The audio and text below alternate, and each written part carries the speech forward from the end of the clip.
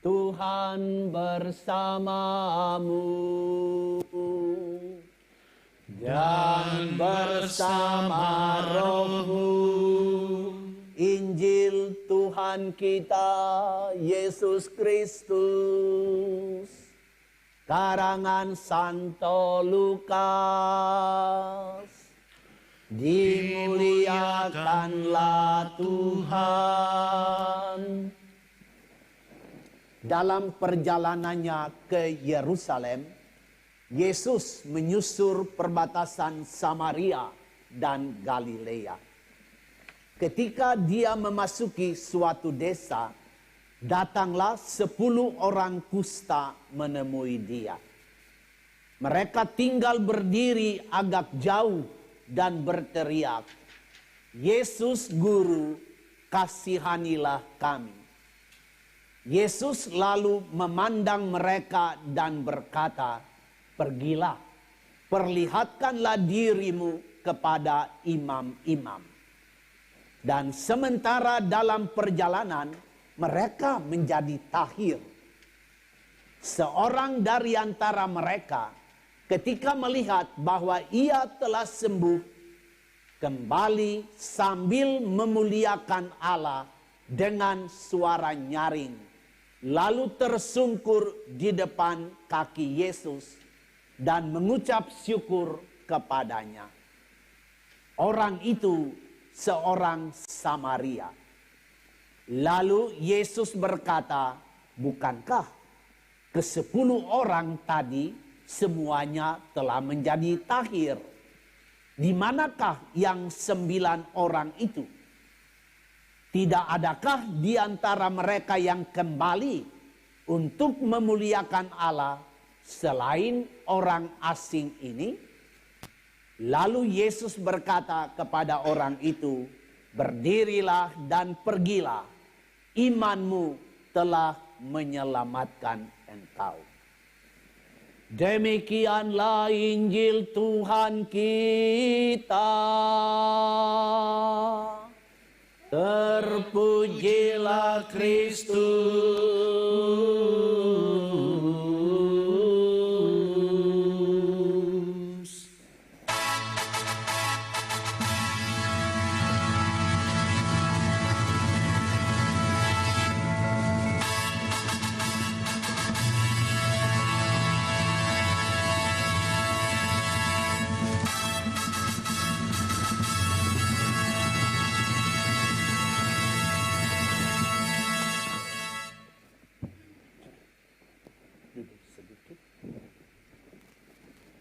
Ibu-ibu, bapak-bapak, saudari-saudara seiman, kita dengar cerita dari kitab Raja-Raja yang dibaca sebagai bacaan pertama tadi. Naaman, seorang yang berpenyakit kusta, pasti dia berada pada masa-masa gelap. Seolah-olah masa depannya itu tertutup. Mungkin juga hidupnya terbelenggu dengan penyakit kusta yang dia alami. Lalu Tuhan memberi solusi kepada Naaman. Tuhan menciptakan jalan keluar bagi Naaman dengan bertemu seorang nabi yang bernama Elisa. Dan Elisa memberi jalan keluar kepada Naaman. "Kamu harus pergi mandi 7 kali di sungai Yordan. Dan kamu akan menjadi tahir." Allah menciptakan jalan keluar untuk menyelamatkan Naaman. Dalam kitab Keluaran, kita juga tahu cerita bagaimana orang-orang Israel keluar dari tanah Mesir, dari perbudakan di Mesir. Mereka keluar dengan rombongan besar, membawa binatang-binatangnya dan seluruh miliknya keluar dari Mesir, masuk ke padang gurun. Dan mereka tertegun, diam ketika mereka melihat laut terbentang luas dan gelombang-gelombang yang mengganas. Sementara pasukan Mesir ya sudah menyusul di belakang mereka, hampir dekat. Tuhan memberi solusi. Tuhan memberi jalan keluar melalui Musa. Tuhan mengatakan kepada Musa, angkat tongkatmu dan belahlah laut. Dan orang Israel berjalan di jalan kering. Dalam cerita Injil, kita juga tahu mengenai pertemuan Yesus dengan ribuan orang. Dan mereka kelelahan. Mereka kelaparan karena beberapa hari mereka mengikuti Yesus. Yesus memberi solusi, jalan keluar supaya mereka tidak mati kelaparan. Dari 5 roti dan 2 ekor ikan, dia menyelamatkan ribuan orang itu. Dan dikatakan di dalam Injil, mereka makan sampai kenyang. Injil hari ini cerita juga tentang masa hitam, masa kelam dari 10 orang kusta. Mereka berdiri jauh karena tidak boleh mendekat. Dilarang keras oleh adat istiadat Yahudi pada zaman itu. Orang kusta adalah orang najis, karena itu tidak boleh bergaul dengan manusia-manusia lain yang sehat. Maka mereka berteriak dari jauh saja, Yesus anak Daud, kasihanilah kami. Dan Yesus memberi solusi. Dia menciptakan jalan keluar. Pergilah, tunjukkan dirimu kepada para imam. Nah, dengan cara itu, Yesus menciptakan jalan keluar di tengah jalan ketika orang-orang kusta itu pergi ke bait Allah. Hendak memperlihatkan diri kepada imam dan mendapat legalisasi bahwa mereka sembuh. Ternyata di tengah jalan mereka sembuh. Tuhan selalu menciptakan jalan keluar.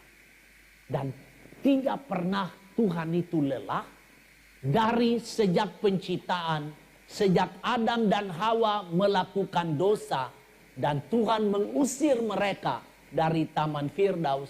Sejak saat itu sampai sekarang ini, Tuhan tidak pernah lelah menciptakan jalan keluar, menciptakan solusi agar umatnya, kita-kita yang percaya kepada Tuhan, mengalami keselamatan. Nah, sekarang saya ajak kita bersama-sama coba melihat sedikit bentuk jalan keluar yang Tuhan berikan kepada Naaman dalam bacaan pertama dan 10 orang kusta itu. Menurut hemat saya, jalan keluar yang Tuhan berikan itu kadang-kadang menyakitkan kita. Karena seolah-olah kita percaya Dia akan memberi jalan keluar, ternyata jalan keluar itu sepertinya Tuhan itu membuat kita seperti bola pingpong. Dia mempingpongkan kita. Kenapa? Naaman dalam cerita bacaan pertama tadi disuruh oleh Nabi Elisa pergi mandi di Sungai Yordan. Ada banyak sungai di situ. Naaman pasti marah. Kenapa harus ke Sungai Yordan? Di sini aja. Sungai-sungai juga di sini bagus. Yang dekat di sini ada. Kenapa mesti pergi jauh-jauh ke Sungai Yordan? Dan kita tahu dari cerita, Naaman ini seorang pegawai istana. Ajudannya berkata kepada Naaman begini, Tuan, kalau seandainya saya memberitahu kepada Tuhan satu pekerjaan berat yang Tuhan harus lakukan supaya sembuh, tentu Tuhan akan melakukannya kan, demi kesembuhan. Walaupun itu berat. Ini kan gampang doang, cuma pergi mandi. Masa Tuhan tidak bisa? Naaman setuju mandi 7 kali di sungai Yordan dan dia bersih. Dia kembali kepada Elisa menawarkan sejumlah harta sebagai tanda syukur.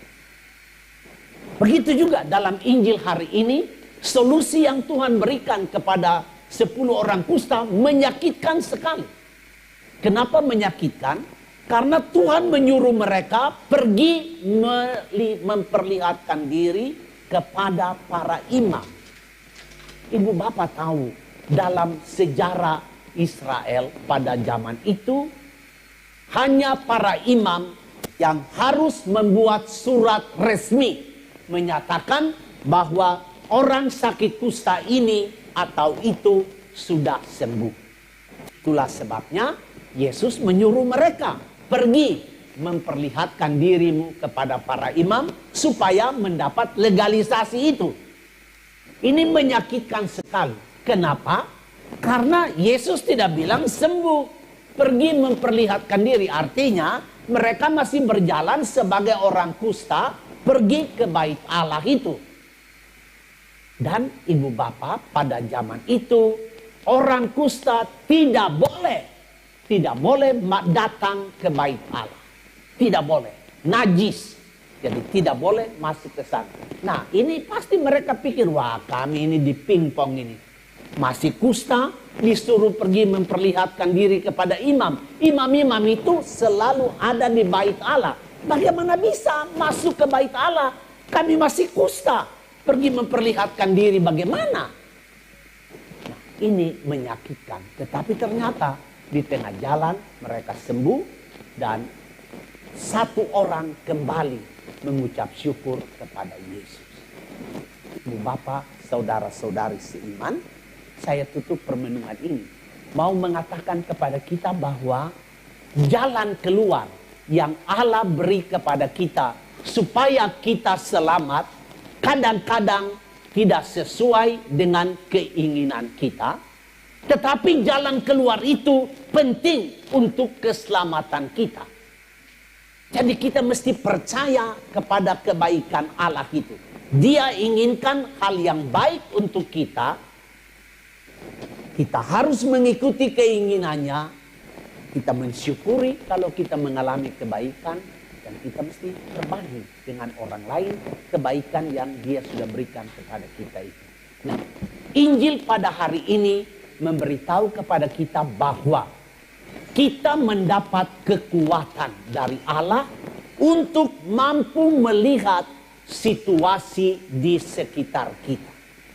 Entah situasi itu membuat kita terbelenggu, entah situasi itu membuat kita berada di dalam kegelapan, entah situasi itu sangat berat, tetapi Tuhan mengingatkan kita supaya jangan kita melihat situasi di sekitar kita dan kita menyerah. Injil hari ini memberitahu kepada kita kekuatan ajaib yang Tuhan beri kepada kita agar kita mampu melihat situasi di sekitar kita dan berani menciptakan jalan keluar. Karena dialah yang akan menolong kita menciptakan jalan keluar itu. Dan sebenarnya kita sudah lihat dari Injil bagaimana Tuhan tidak pernah lelah menciptakan jalan keluar untuk keselamatan kita. Ibu bapak, saudara-saudari seiman. Mungkin kita datang di sini dengan keadaan barangkali kita sedang terikat atau kita sedang terbelenggu atau kita sedang berada di dalam keadaan gelap. Mari kita sama-sama memohon Tuhan jalan keluar itu. Tuhan, Engkau selama sejarah keselamatan terus-menerus menciptakan jalan keluar bagi umat-Mu. Ciptakanlah juga jalan keluar bagi saya. Setelah kita mendapatkan jalan keluar dan kita mengalami keselamatan, kita mesti seperti Naaman dan seperti satu dari 10 orang kusta itu bersyukur kepada Tuhan. Mensyukuri kebaikan yang Tuhan sudah beri kepada kita Lalu kita membangkitkan niat kita untuk berbagi kebaikan Allah itu dengan sesama. Kita semua yang ada di sini adalah orang-orang yang hidup dalam pelayanan. Setiap hari, suami melayani istri, istri melayani suami, orang tua melayani anak-anak, anak-anak melayani orang tua, guru melayani murid, murid melayani guru. Kita bekerja di kantor melayani orang-orang yang datang kepada kita. Setiap hari, saat demi saat, hidup kita alami sebagai melayani.